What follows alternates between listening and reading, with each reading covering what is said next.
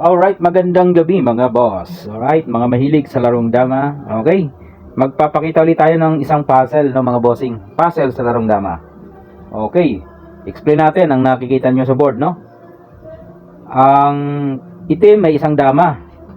Meron din siyang mga piyon, 2, 4, 5. Okay, ganon din naman ang pula, may isang dama at may mga piyon din, 2, 4, 6. Okay, pasaan ba ang pula?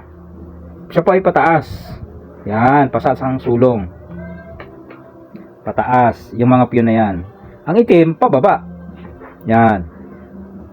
Yan ang sulong niya, okay? Malinaw po tayo dyan, ano po? Para pagdating sa ending, wala na tayong tanong, bakit nagkaganon o ganyan. Yan. Ang rules po ng puzzle na ito, ang gagawin lamang ay, unang sulong ang pula, talunin mo lang ang itim sa loob ng 5 moves. O, yun lang ang pag-uusapan doon. Sulong ang pula, talunin lang ang itim sa loob ng 5 moves. Okay, yun lang mga bossing. O, palagay nyo ano kaya? Siyempre dito, pag hindi mo makuha ang tamang sulong, dahil may dama dito at maraming piyon, mahirapan kang makuha ang 5 moves. No? Kasi may dama yan, o. Paano mo, yan? Pagka tinakpan mo yan, pwede siya magpakain dito para mabutas yan.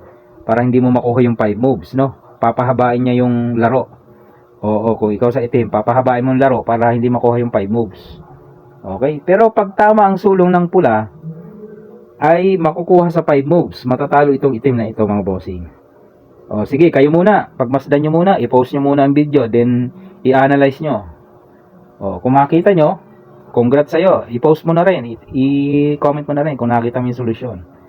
O, pero kung sa hindi mo makuha, sa ibang hindi makuha, tayo na lang ang magpapakita ng solusyon. Ano po? Okay? Dahil po ito ay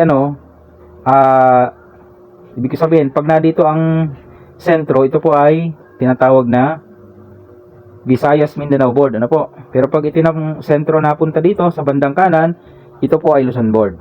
Okay? Magpapakita tayo ng video sa Luzon board at sa Visayas Mindanao board. Para po doon sa kung saan sila sanay, ay di yun ang kailang panunuorin. Okay?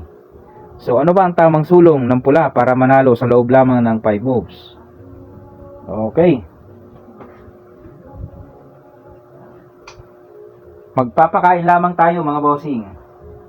Okay, pakain. Saan magpapakain? Dito. Yan. Dadama siya eh. Yan. Dalawa na ang dama niya. Okay. Palitan natin. Dalawa na ang dama niya. Ang sunod mong step, pakain mo ulit. So, magiging 3 ang dama niya, pinakain mo, Sabi, ano kaya ang ibig sabihin nun? Bakit nagpapakain ng nagpapakain? Ang sunod mong step dyan, yung dama mo, ilagay mo dito sa gitna. Kasi yung piyon, kakain pa siya, Yan. Kumain. Anong sunod ngayon? Pagkain niyan, ibibigay mo itong dama dito. Yan. Kakain na naman ng piyon. Tapos, susulong mo tong piyon, di ba? Pataas to. Ayun, dyan. Talo na po ang itim dyan. Kahit meron siyang 3 dama. Bakit po? Yan po ang tinatawag sa rules ng dama na trap, nakulong, nababoy. Kasi, hindi na siya, wala na siya may sulong. Sa dama kasi, sa rules, pag wala ka nang may sulong, counted na yon, natalo. Maraming kang piyesa, hindi ka naman makasulong na.